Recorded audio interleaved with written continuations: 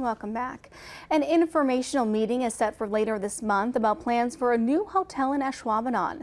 A proposed redevelopment in the 2100 block of South Oneida Street would involve demolishing Asheville Square and the Acts 18 Ministry building to make way for a 5-story hotel and single-story commercial properties.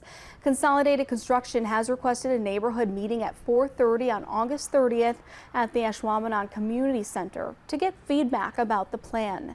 Members of the development team will be there with a site plan for review. A special zoning ordinance would need to be passed because the proposal exceeds the height limit of 36 feet along Oneida Street. Village officials will begin considering the project in September.